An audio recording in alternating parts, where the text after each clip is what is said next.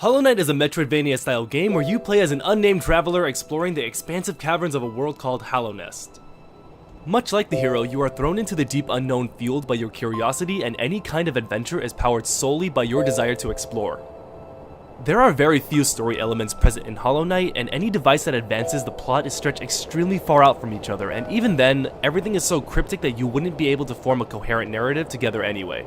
Instead, the game captivates its audience through the use of its somber setting and a compelling cast of cute characters. You begin in the hub world of Dirtmouth that starts off barren aside of a village elder, though the town gets more filled out as you find more bugs to populate it with. Everything about the design elements of Hollow Knight revolve around a bug aesthetic, and this provides a refreshing theme throughout your journey.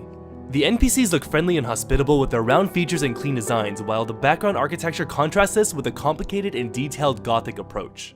The game also has a very moody feel to it, like look how dramatic it is when you take damage. That thing's like a foot tall, chill the fuck out! Fortunately, this style really imprints the game's look into the player's mind, and this is one of the many reasons that makes Hollow Knight such a memorable experience.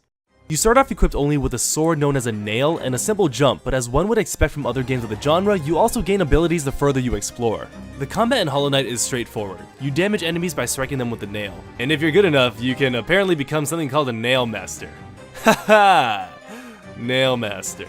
You can also make use of soul abilities, which are the magic spells of the game that expel your soul meter as you use them. Luckily, you can replenish your soul meter through the constant whacking of beasts, so it promotes a rewarding feedback loop of killing bad guys just to kill more of them. Thankfully, the controls feel incredibly reactive and tight in both the combat abilities as well as the platforming mechanics. Speaking of the platforming, you get a real sense of progression as you gain more techniques to play with. In areas where you learn a new mobility skill, the stage is deliberately laid out so that you can immediately practice your newly found toy and it's not afraid to beat your ass down if you aren't good enough to use it correctly. When you do get these abilities, it's not uncommon to remember areas and think, oh hey, I can probably reach that now, and it feels like more of the world has opened up to you. As a nice bonus, these skills give you a sense of mastery over the underground world as you jump, dash, and climb over previously annoying enemies and stage hazards. The enemies of the game are a mix of feral animals or reanimated corpses of bugs, and they attack you accordingly. It's kind of startling to meet a new enemy because all of them react differently and their level of complexity increases the deeper into Hallownest you go.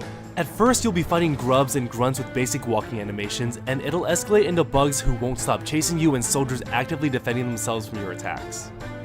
I found that the attack patterns added a lot to the enemies' overall personalities, and the different types of enemies found in every area contributed to the mood of the environment. Although there is a lot to love about this game, the gameplay is definitely not for everybody.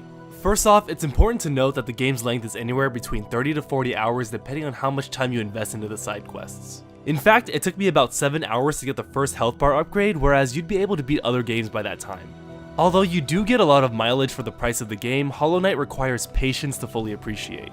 And trust me when I say that this game will test your patience. When you die, you drop all of your money and a shadow of yourself, as well as lose a portion of your spirit meter. You can choose to return to the shadow and fight it to gain both your spirit meter and money back, though if you died in a particularly hard area or lost it to a boss arena, chances are you're going to die again a lot. You respawn at the last checkpoint you saved at, and oftentimes this can cause a 3 to 5 minute backtrack session just to get back to the spot where you died, which really sucks the steam out of the momentum if you happen to die again.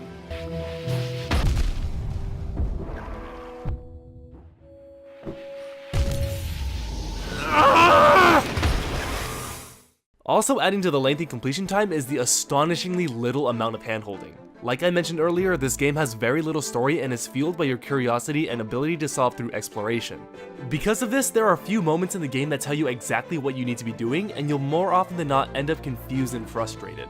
While we're here, can I just bring up this character for a second? Like, I know she has no features, she's wearing a potato sack and that ass ain't fat, but she is clearly a waifu. Strangely enough, all of the negatives I just listed are what make Hollow Knight so special. The atmosphere of the game makes it immersive, and the developers want you to appreciate all of the time they put into designing the backgrounds, coding the enemies, and creating the lore of Hallownest. This could have very easily been a fast-twitch, ADD-riddled action platformer, but the speed and tone of Hollow Knight are deliberately set so that you can feel the melancholy vibes in the air. I could sing the praises of this game for a long while, but I heavily encourage anyone who loves platformers to pick it up. I would easily recommend this game to anyone who enjoys games, and especially for anyone who loves their parents. And you do love your parents, don't you? I'm Dennis the Tall, and I think I'm gonna call my mom.